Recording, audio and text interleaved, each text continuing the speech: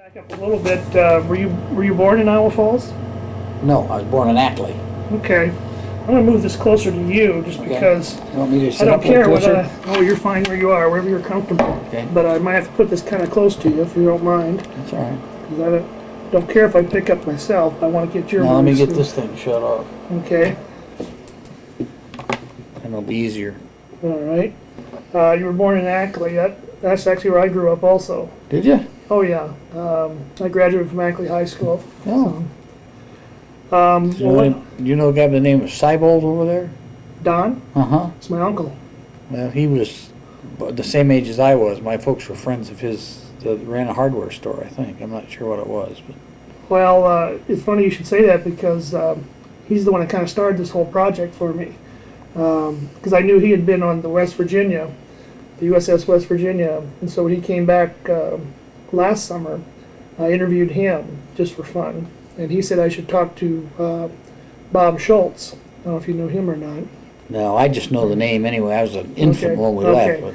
So anyway, when I talked to Schultz, he told me I should talk to someone else, and so on and so on. And it kind of grew out of that. So, yeah, Don is my uncle.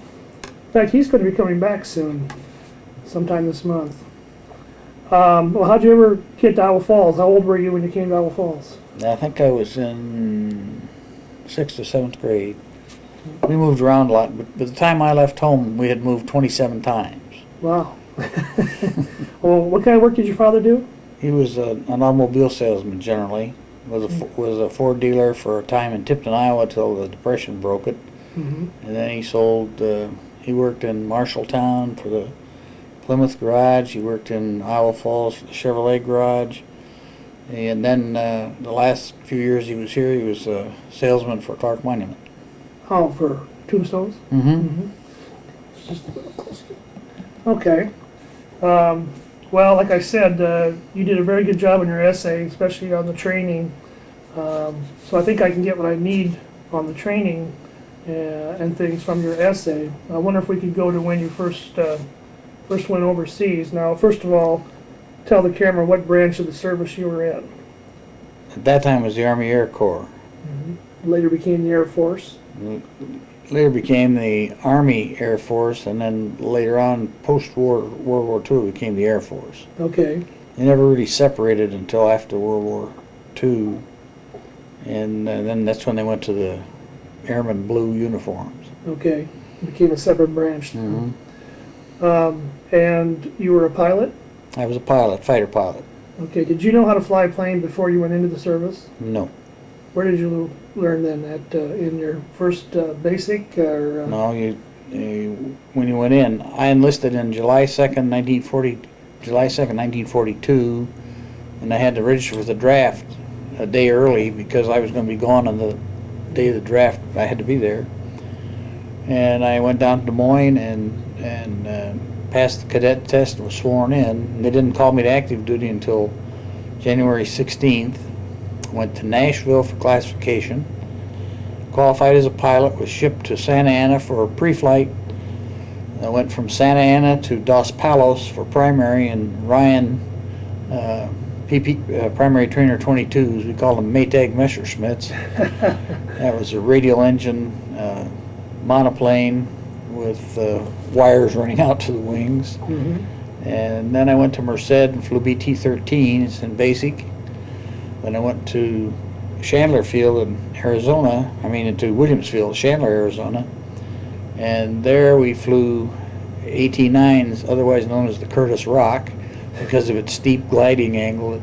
It looked like it was crashing. The first time I saw one land, we got there, I thought it was crashing. We also, then after finishing our advanced training in AT-9s, I can't remember, I think we went, it varied depending on which way you went, but I think I flew P-30, what was called an RP-322, which was one of the early P-38s that had been shipped to Britain, and they had insisted that that the props turn the same direction, and several other modifications, and they didn't want any superchargers, so they weren't worth a damn. So they shipped them back, as a matter of fact, and they modified them, put in left-hand engines, and put the superchargers on them. Called them RP-322s, and we used those for We got one piggyback ride, took out the radio and stuffed us in the back of the cockpit, and spent a lot of time in cockpits on the ground. And then they turned us loose with the P-38. Solo? Solo, yeah. After one piggyback Only ride? room for one. Wow. Okay, so that was your first solo flight ever? No, I'd flown solo. In other planes? PTs, BTs, and then I flew AT, went down to Ajo, New Mexico to fly gunnery.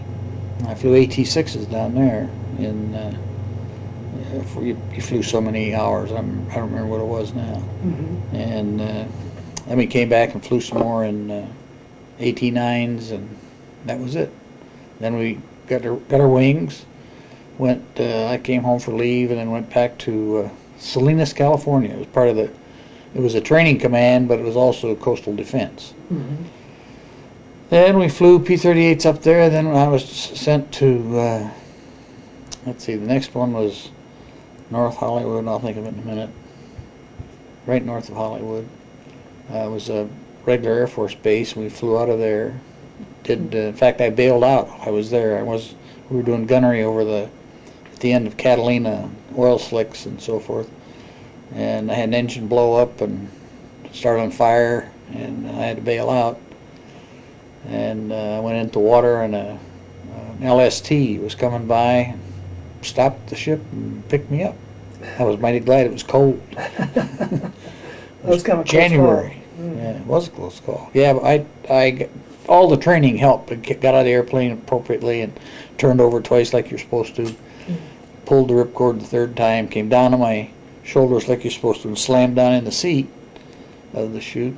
The only thing was my left knee was bent about that much, and it came out about that much the other way. So I had to fight that all the rest of the war. I'd get out of the airplane after a mission or after a practice mission and put my knee and leg out stretch it out and take my hand and go bang like that to loosen it up. But I wasn't going to tell anybody because I wanted to keep flying. Does that still bother you? 50 years later, I had to have arthroscopic surgery. I made it last for 50 years. It got better, but there was a lot of stuff floating in there. But I knew not to turn sharply and that sort of thing. I didn't play any more basketball or football. So it's better now? It is now. It's fine now. Okay, good. That was just last year I had the surgery. So where'd you go after you left California? Well, from, I want to say Canoga Park. There's an airfield in Canoga Park. I'll think of what it is anyway. Mm-hmm. I went to Lomita Airstrip, which is just south of Los Angeles. And then I was stationed at North Island with the Navy, the only Army squadron on the North Island base in San Diego. And there we flew just more practice missions and coastal patrol. Then I was shipped by train to the East Coast and took the Queen Mary to England. Went through classification and all that sort of stuff, or whatever they did. I guess they were waiting to figure out where to ship us. Mm-hmm. And then we went to an airstrip or an airfield called Andover Junction. And we flew there from, I guess it was about, end of April maybe, mid-April. I flew out of Andover, which was a grass field with something for P-38s, just a flat grass field. And we take off 4 abreast in a grass field, up and down, up and down. And then after D-Day, we went to, I didn't fly on D-Day, but I flew cover the next day, because we had twice as many pilots as we had planes. And then we moved to a series of strips in France. One was right outside of Isigny, and which was right where the battle was. Big battle. That town was just leveled, absolutely leveled. They had to bulldoze the rocks out of the way so they could make roads through, but they didn't have to pave them because they were all crumbled up. Then we moved to a couple there, and then we went down to southern France and flew out of there. And then we moved up to one right north of Paris. And then finally we moved to one just outside of Charleroi at, I'll think of the name in a minute. It's right by the Meuse River. In fact, when the Germans did the big bulge thing, they got within 7 miles of our airfield. During the Battle of the Bulge? During the Battle of the Bulge, yeah. Okay, so you're still flying P-38s at this Yep, point? yep. Are these open as far as they go? I don't know. Is that better? That might help, yeah. I never did fly anything but P-38s in combat. Through the whole war? Yeah, so I got Okay. shot down and captured on the 24th of December, right after the bulge. Okay, And I was a prisoner overnight, and I had 63 missions. So they had a policy that if you've been shot down and captured, that you weren't to go back into combat in that theater. so that was your last mission? So that was my last mission, yeah.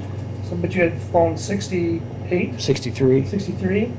Now, tell me about these missions. Are they like strafing missions, or what kind of missions were they? We did everything.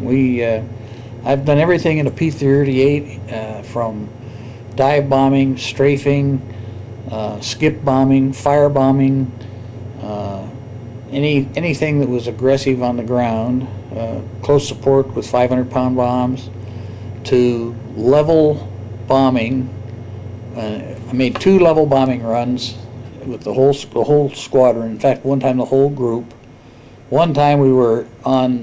We had a bomb sight in a droop snoot. That's a P-38 took out the guns and put a bomb sight and a bombardier in it. Okay, We all flew tight formation, about 25,000 feet. This guy tracked it, and when he dropped his bombs, we dropped ours. We carried as much as 2,000-pound bombs. so even though these were fighters, they kind of used them like bombers in a way. Well, those 2 we did, and the other one that we had was they locked on us with an SCR 524 radar system, and did the tracking on the ground. I can't imagine it was too accurate, but anyway, they'd say 1, 5, 4, 3, 2, 1, drop, and away we'd go, drop the bombs. We were very accurate with skip bombing. What's skip bombing? What is that? Well, you drop your bomb with a delayed fuse. Okay, Like there's a bridge here. Well, if you try to drop right on it and you miss it a little bit, it doesn't do you any good. So what you try to do is you drop it on the ground so it'll skip. Just about the time it gets to the bridge, it'll blow up. okay, And also that's good for dams. If you can dive bomb fairly accurately, more accurately than you can skip bomb, but you can skip things in where you couldn't get them dive bombing. okay. And of course we had 450 caliber machine guns and a 20 millimeter cannon right in the nose. So when we fired at something, it disappeared. You couldn't burn a tank. I mean, you couldn't get through the armor plate on a tank by firing at the top. So what we do if we catch them on the pavement is fire right behind them and let the armor-piercing shells bounce up under, and that would flame them. Okay, so you try to hit right behind the tank. Right behind the tank, so the shells would be you'd come in at an angle, a fairly steep angle, and hit like that, and then that 20 millimeter and 50 caliber armor-piercing would come up under the tank like that and hit the vulnerable spots. Huh. So First you try to get the tracks off. If you could shoot the tracks off, then you could play with them then they more. would stop. Yeah. Okay. So tanks were a frequent target. Yeah, Trains. all the time. Engines. One time we almost got trapped. They had a false engine or an engine set up that had already been shot up and had steam coming out of it. And we went down to wallop it, and they had a trap set up with machine guns and anti-aircraft. Was that common, those kind of tricks? I only saw it that one time. Okay. Did you have casualties in your squadron during that incident? or- We were a very high loss squadron. We had the group that went in with me, I think it was 7 guys, we had about 50 pilots. By the time I was shot down, we knew the whereabouts of 7 of them, including the few that were taken prisoner. That included, of that 50, I'm one of the 7 survivors. That is pretty high casualty rate. Well, we were doing very dangerous work. We're flying ground support, which is low. People can shoot at you with 22s. And, we had good armor plate and we had good airplanes, but somebody's liable to get you with they could shoot 88s. I went across the Cherbourg Peninsula, and I was looking up at the church steeples. I was down there as flat as I could get. And one German gunner battalion broke 4 88 rounds right off my right wing, just maybe 10 yards away. They were good with it. The 88s were pretty powerful weapons, weren't they? Yeah, they were wonderful anti-aircraft. They were great anti-tank guns too. You know, just changed the ammunition. Any other missions come to mind as being particularly hairy or? Well, there's one you might be interested in. A long time ago in the Parade magazine, there was a picture of an island with a lot of flame on it off the southern coast of France. And there was a German outfit. Patton was moving up and all that. And they had this place surrounded, and these guys were dug in. And we went out with belly tanks full of napalm. And I can remember coming in that island, dropping the napalm, and seeing people in other pilots were to drop napalm, seeing people running toward the water, trying to wipe that fire off and diving in to the ocean because it was terribly intense heat. And we, I think only two squadrons of our group dropped those fire bombs and they surrendered. Was that one of the first uses of napalm? Was it fairly new? You know, we really didn't know. It was new. It was not new, but we hadn't used it much. We used it every now and then. Another mission was there was an underground fortress-like thing in France, someplace the Germans had built, and we went over to firebomb it. We were going to firebomb the vents, and they communicated that to them, and they surrendered. So we had to go back and land with full napalm belly tanks. Well, usually it wasn't that easy, though, was it? No, not much. I came home 7 times on single engine. Because the other one had been shot up. Or? Right, yeah. Oh, sometimes I came home one time from I didn't lose an engine on this mission, but I had 127 holes in my airplane. Wow. Fortunately, none of them hit anything vital. Well, of these 63 missions, then, I assume you ran into some kind of resistance in most of those missions? Well, we always had flak, and then we got bounced. I didn't see a lot of German airplanes because by that time they were saving their fighters for the bombers. Okay. And the people that did long-range escort in P-38s and P-51 saw them when they took them into Germany. We, once in a while, would do an escort for B-25s and B-26s, but they didn't send the fighters to get them. They were 10,000 feet, so they could hit them with the 88s. They didn't have any problems. They saved those for the B-17s. And the 24s, yeah, mostly. And we got bounced one time. We were on a mission where there was an overcast right above us. We were flying just under the overcast, about 10,000 feet, and whole group.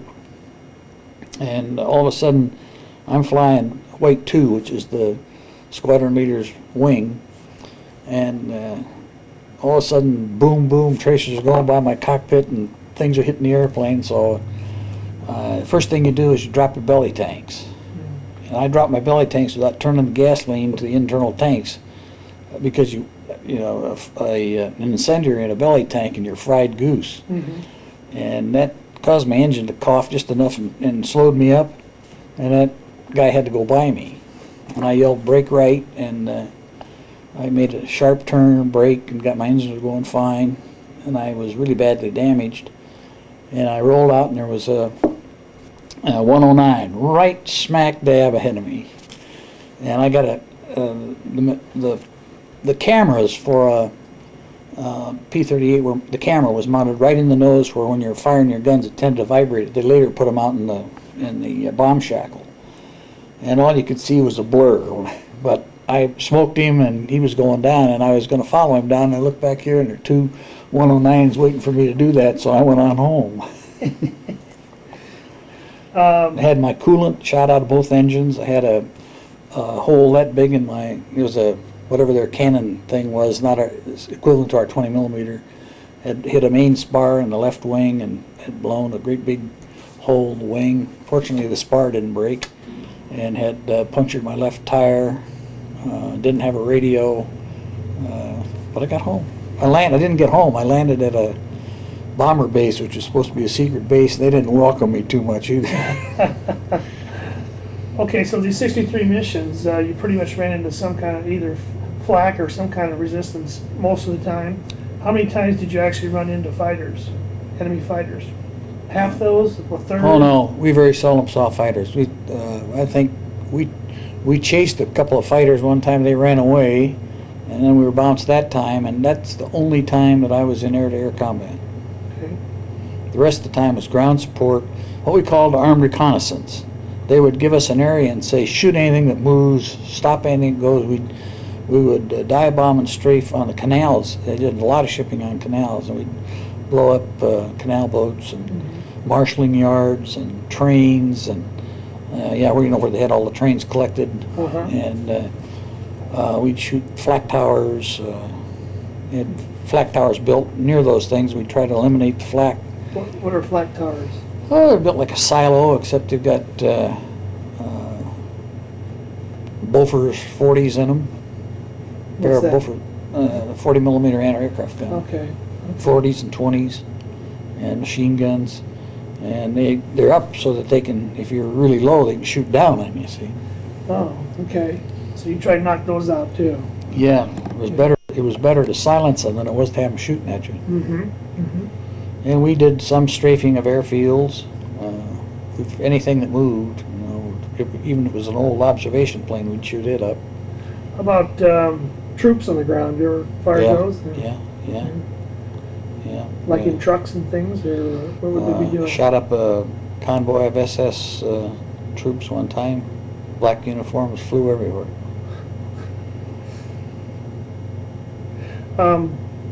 Were at least most of these targets in France or Belgium, or were you actually into Germany by then? Well, to start with, they were in France, and then they were. As the forces moved forward, I dove into the Fillet Gap. You've heard of the Fillet Gap, where Patton had them surrounded, and they just had one out thing. So did everybody else in the ETO fly in there. I flew 3 missions that day and made 9 or 10 dive bombing runs. In one day? Yeah. Well, not 3 missions, but I had other bombs. And you'd fly a mission, go home, load up, get back in the cockpit, go fly it again, because they really were trying to break them, And there were every kind of airplane that you can imagine, Typhoons even, British Typhoons, and bullfighters, and anything that would get in the air and carry a bomb was going there. And was that during the Bulge? No, that was before the Bulge. That's when they pushed the Germans back. Well, the Fillet Gap, I've forgotten how many thousands of Germans got eliminated either by taking prisoner, but it was thousands and thousands of vehicles, something like 30 or 40,000 vehicles, tanks, guns, and whatever. But they squeezed out with a bunch of them. Okay. And that's why we were hitting it so hard. Okay. And it was like you could walk on the flak. But we almost always had, if we didn't have, if we weren't down low and we're up higher, we would always get 88 flak sometime during the mission. And if we're down low, they're firing at you with everything. They have Luger pistols mounted on. I mean, it was, well, if I were on the ground and I saw airplanes coming at me, I'd fire at them too. Sure. There's a couple of things in your essay that really stood out to me. Let's see. I didn't realize that you had floodlights. Did I understand that correctly? You used some kind of searchlights? Well, they put the night before the Bulge. They had. We usually sat 2 airplanes with guys in the cockpit, right at the end of the runway. Kept the engines, start them, stop them once in a while so they'd be warm, ready to go. And you get a flare would go up, and we were to take off, and then they'd control us from the ground. Turned out they were buzz bombs. They wouldn't let us shoot those down on the troops. They let them go back on the civilians. And then also I observed all these trucks and vehicles on the highways with the lights on. Well, knew damn well they weren't ours. So we reported it, and boy, that raised a great deal of curiosity because nobody knew about the Bulge. These guys are driving at night with armored vehicles. So we flew around over those and reported as much and estimated how many there were and all that sort of thing. Well, that time it was completely dark, and there's no way to find an airplane, or to find, in those days, there was no such thing as ground-controlled landing, or, you know, that kind of thing. Yeah, and you had to find the airstrip one way or the other. And so they put a canopy of 4 searchlights up. Oh. That's how much control we had of the air. Okay, I understand that now. They didn't want you to chase the buzz bombs. Those were V2s? V1s. V1s. They didn't want to chase those because if you shot those down, they might hit our troops. Yeah. Okay. That's what they said. I don't know what. But we get up close enough to see that pulse exhaust, and we knew what they were, and we'd tell them, we said, let it go. Hmm. But they were pretty powerful, weren't they? Pretty filled with explosives. And Yeah, yeah. They one flew down our runway one day, and it was about 500 feet, I guess, and the engine quit just as it stopped pulsing, just got over the run, at the middle of the runway, and went on down. There was a German barracks about 400 yards and a little bit off the side, because you never knew which way they were going. That thing went in there and just leveled that whole barracks. Jeez. Good thing it didn't come down Yeah, close to you. Yeah, right.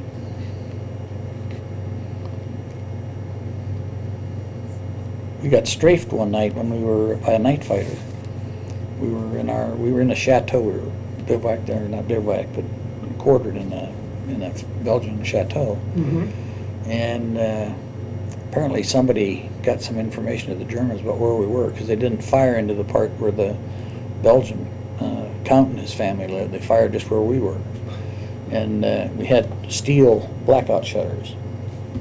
And we were playing poker around a table right in front of those things. And boom, all of a sudden, here come the heavy machine gun fire and cannon fire. And there was a big scramble to get out. And a young man over back of us, over in that corner of the room, had never flown a mission. And got a .50 caliber right through his thigh, right through the bone. And of course, we all ran out. We didn't know he was hurt. And we went to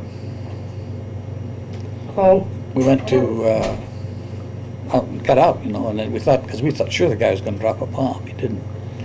And by the time we got back in, this guy was blood vessels had collapsed, and the doctor couldn't even get blood into him, and he died.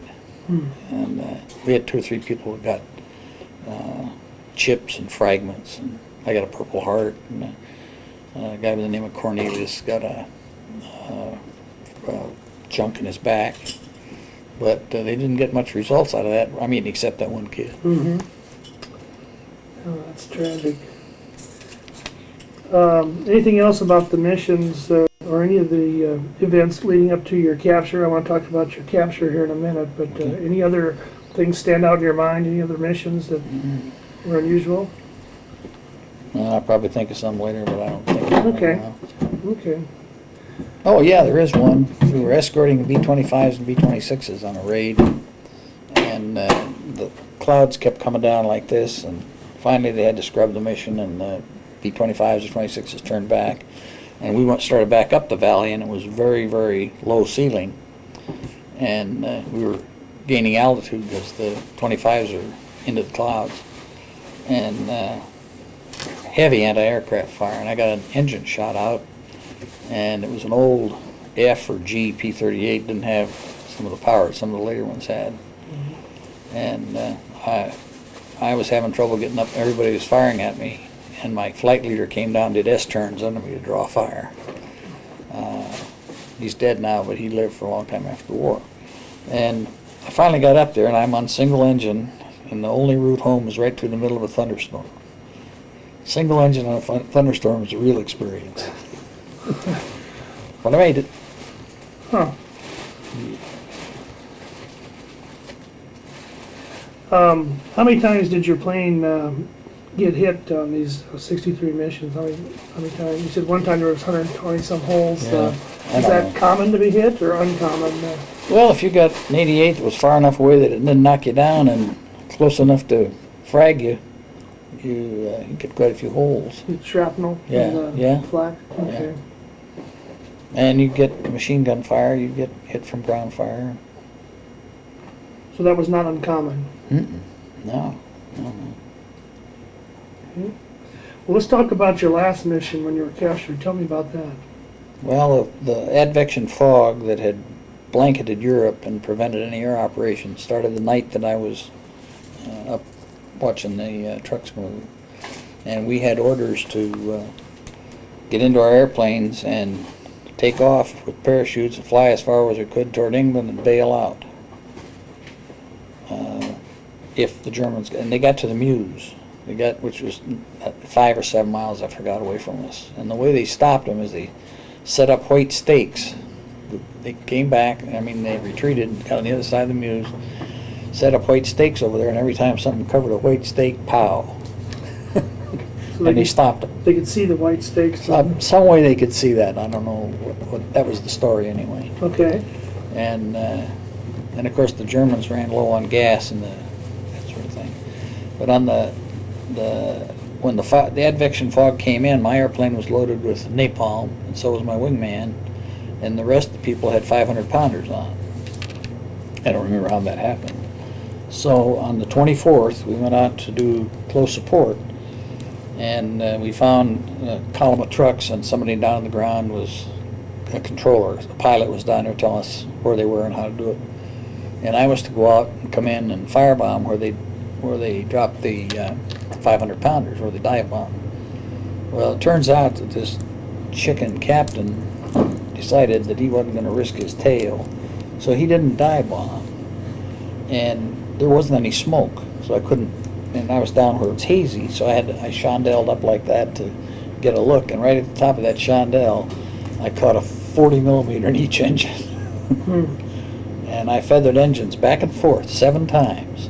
The oil was out of one, and the oil and coolant was out of one, and the coolant was out of the other. They both radiators.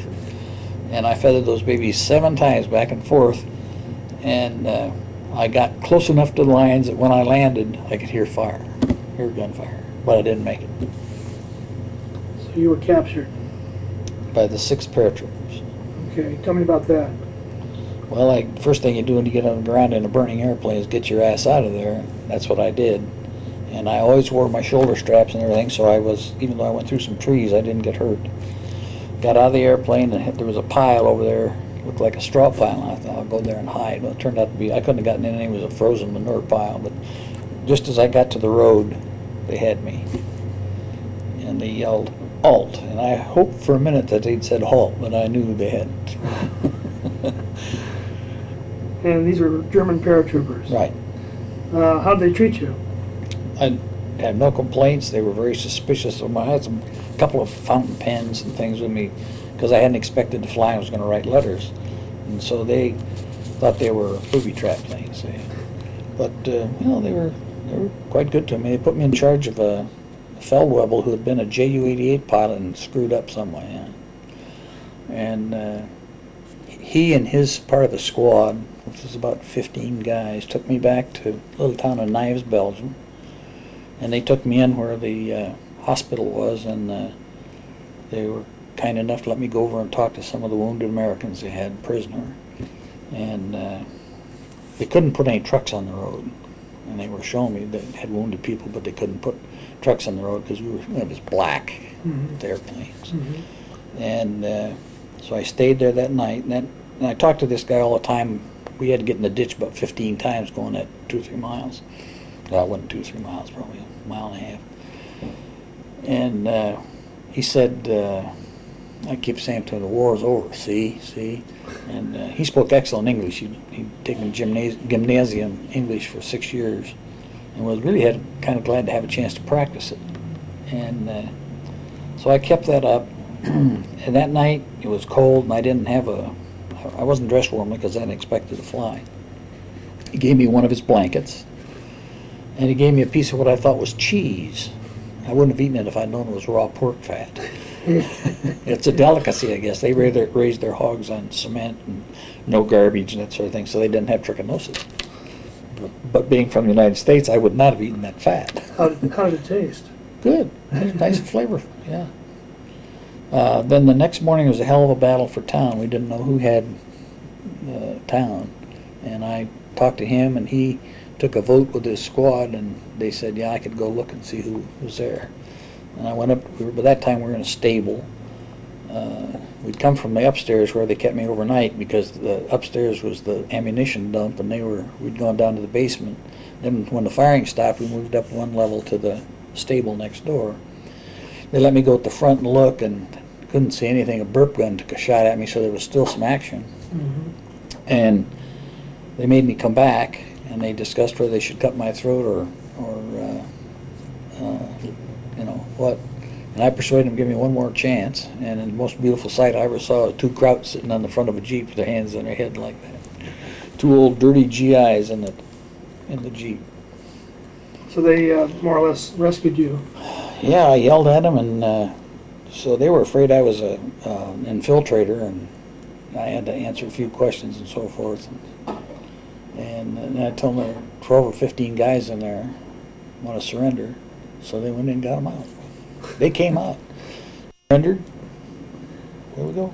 What would have happened if that Jeep hadn't come along, do you think? Well, I prefer not to think much about that, because I think they'd have probably butchered me and gone on, because they wouldn't want to take me through the lines with as an enemy. Mm-hmm. And so I thought I was pretty lucky that they let me persuade them a second time. Mm-hmm. Do you think they would have carried out the throat cutting they were talking about? I don't know. I just, from the gestures that I saw, I didn't speak enough German I don't speak any German. It was a pretty close call too, wasn't it? Yep, sure was.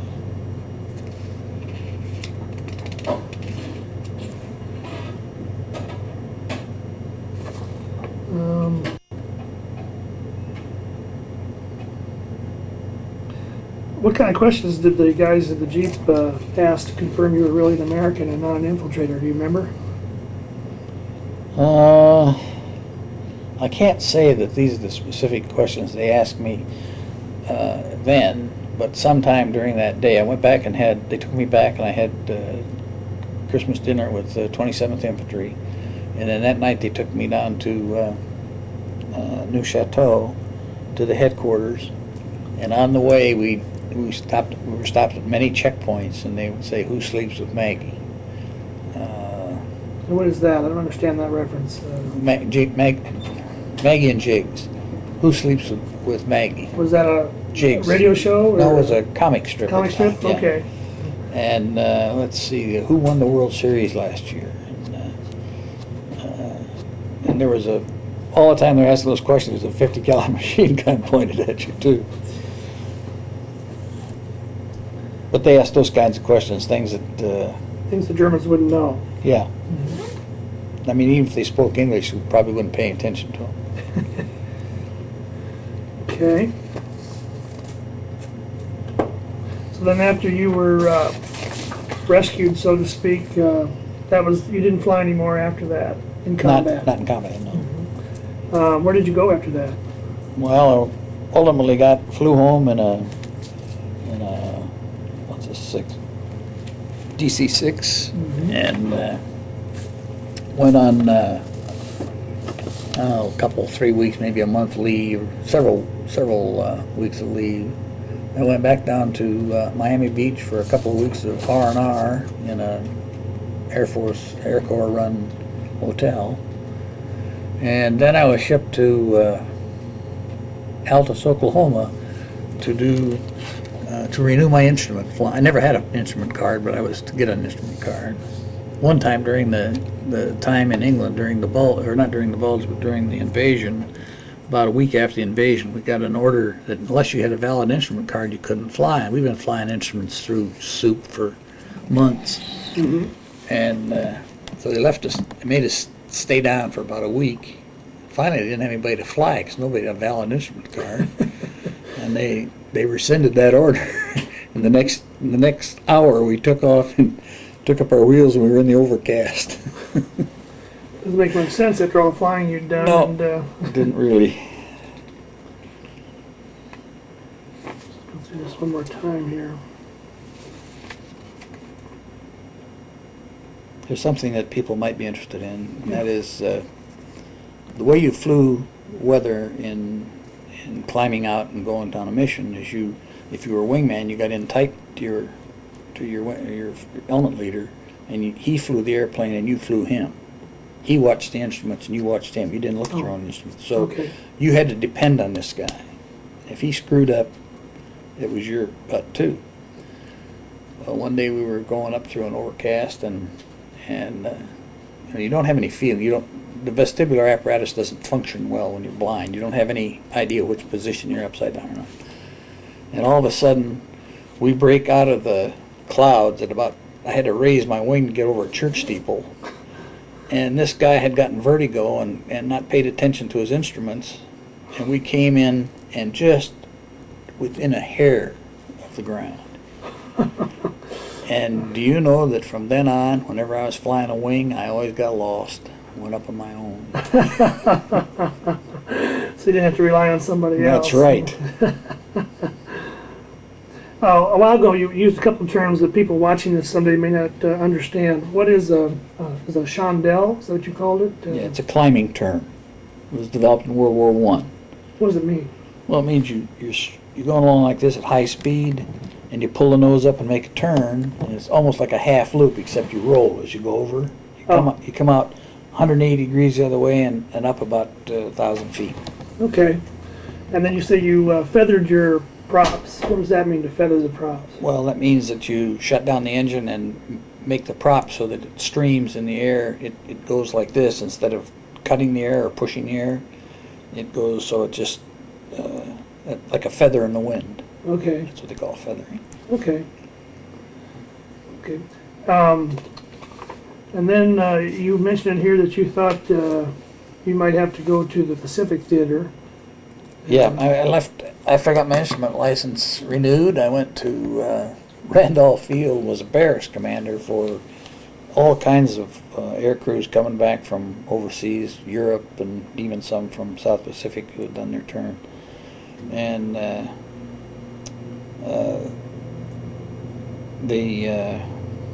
I figured they'd soon be sending me to another P-38 outfit to go to South Pacific because I was perfectly able to fly and so forth. And then before the bomb was dropped, they had a point system, and I had enough points I could have graduated from Dartmouth and in 3 years, and almost a year overseas and so forth. And I had this Project R, Return Prisoner Project. I had priorities on where I wanted to go, and I tried to get into jets, and that was so new that there just wasn't any. They didn't have an avenue. Mm-hmm. And my second choice was AG school, Adjutant General School.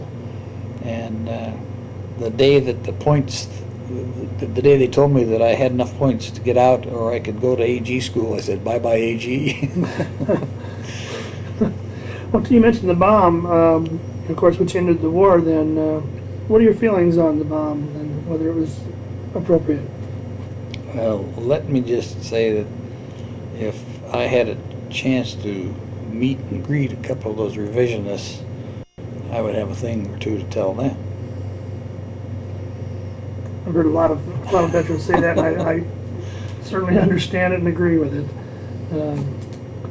I think it's just outrageous the way they originally had that exhibit in mind. Yeah, and then all the bleeding hearts coming up about we're guilty because of Japan, and we killed 100,000 or so, 175,000 Japanese. I don't know what it was. And the Japanese killed 600,000 Chinese in one city. Mm-hmm. And think about the Bataan Death March, and the treatment that the prisoners got after the Japanese got worse than the cannibals were better.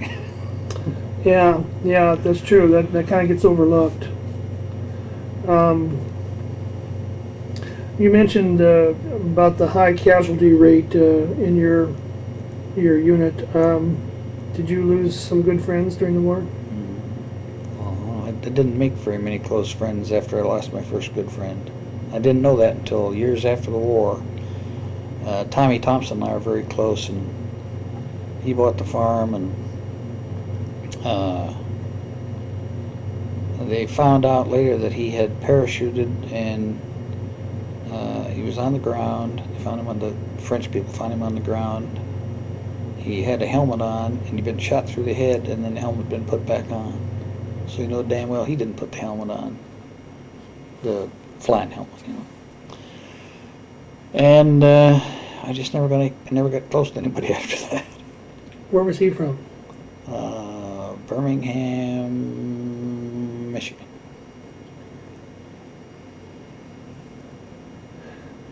Anything else you'd like to comment on or mention? Except that I thought, I remember how I looked forward to getting those letters and boxes from the Committee on Soldier and Civilian Morale. Yeah, I heard that you brought a set of those to the I had all the original ones that I had ever gotten. I didn't have the cookies, but I had they disappeared like this. But I you had kept all the the letters letters for 50 years. Yep. And more. In fact, I I've brought looked them at a up. couple of those, but what were in them? What kind of things did they have in that newsletter? Well, it was news about all the guys in service, where they were, where they'd been moved to, and what they were doing. Like when I got my wings, it was in there, and when somebody got a promotion or something, it was just a chatty little thing that kept all the guys around the world sort of abreast of the people that were in their area. And that was just Iowa Falls addresses.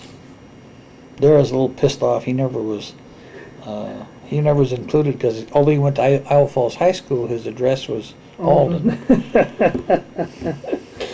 Well, that's very nice of you. I heard that you brought a set of those from the Historical Society. With the original stamps and envelopes. Amazing. So, and I had sent a copy to Dara to see if he wanted them, and he said yes, and I told him no, that wasn't it. I told him I'd mailed them. But what had happened was I'd put them in a package, and we were doing a termite treatment at the house. We had to have everything moved, so everything had to go into boxes. And I thought I'd mailed it, and what had happened is I'd put it in a box, and I'd forgotten where it was. So it went on we did that in November, and we redecorated the basement, and recarpeted and all that sort of thing, and had to make 2 moves because we do half the basement at a time. So in June, I was unpacking some boxes. I said, uh-oh. I went to the telephone and called Dara and said, hey, I goofed. He'd been looking for them all this time. I've been cursing the post office. So he said, well, why don't you just bring them up when you come up for the class reunion? So I did. I made copies for myself, and I don't need any. I just keep them because I like to look at them once in a while. Oh, well, that's a great addition to the Historical Society's collection. I took them my World War II uniform and my A2 jacket this morning. What's an A2 jacket? Flight jacket, leather flight jacket. Oh, okay. Well, that's great. Now, you knew Dara before the war? You knew him in school? I didn't remember this, but Dara's cadet's serial number, Army serial number, is 170-970-82. Mine is 170-970-85. You told me that on the phone this afternoon. The two of you went into the service at the same time. Yep. Same Now, day. I don't remember that we went on active duty at the same time, but I do know that we both had to register for the draft a day early, and we took the test on it, but I'd forgotten it. Mm-hmm. We went down separately. We didn't go down together. And you were in the same class in high school? Yeah, we just had we just finished our reunion, Mm-hmm. and he was here. How many men in your class ended up going to the service? I mean, what fraction of them? Half or more than half? Or do you have any idea? Oh, my guess would be that it was, of the men, it was 85 to 90%. Just the 4Fs, we had, a few 4Fs, and but at least 80-85%, I'd say. There were 2 or 3 farm people that didn't go in the service because they were more essential raising crops than they were. Some people called them homesteaders, but the thing was everybody was trying to win the war, and the best way to win it was to be able to feed your people too. Mm-hmm. Mm-hmm. And we did not lose a single 1940 classmate in the war. Not one. The classes ahead of us, the classes behind us, all lost anywhere from 1 to N. We did not lose a single class member. That's pretty good. Yeah. I probably came as close as anybody. Well, you mentioned the Purple Heart you got when you were wounded, but you also you got some other decorations too, didn't you? Yeah, I got a Silver Star. I got I think it's 9 air medals. I'm sorry, I don't mean to screw. That's okay. I think it was 9 air medals or something like that. I stopped counting them. Now, is the Silver Star awarded for a particular incident? Yeah, it was awarded when I had that airplane severely damaged and kept on fighting. Okay. And I was put in for a Silver Star for capturing those Germans, but I don't know what the hell happened to it. It was changed to a Bronze Star, I think, and then never did get done. But I didn't care. My ass was safe. Well, who are some of the other people in your high school class that did go to the service that I might have interviewed or might know? Well, I'll tell you. He's here. Howard Allison was, he worked for the government, and then he went into the Air Force. I don't know, I think Elmer was in too, but I'll just give you the ones I'm sure of. Elwood Barkey, I believe, was in the Navy. He lives here.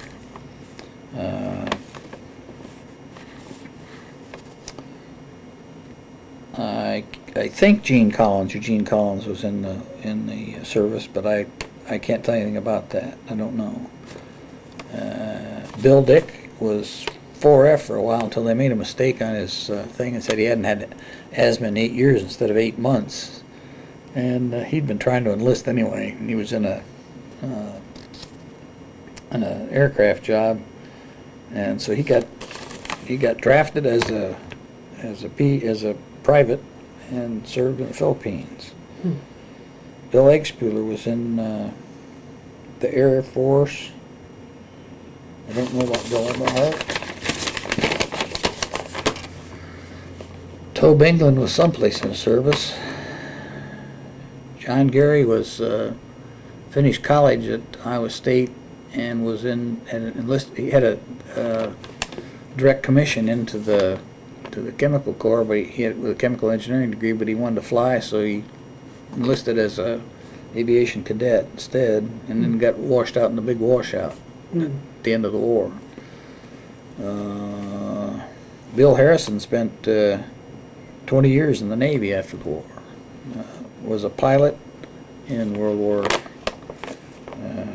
II, and then had 28,000 hours in the air with Ozark.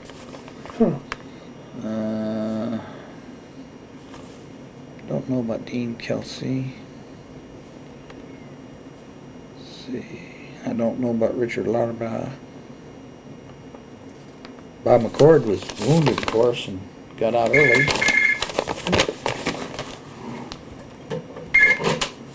Hello? Thank you. Hello? Yeah. Oh, not much. What are you up to? Where do you hear that? Kerm Neubauer was a tail gunner, P-17. I don't know about Bill Knock. Don't know about Wally. I'm sure Wally was in service, but I don't know where. Dara, of course, you know about. Bud Schock was a Navy pilot.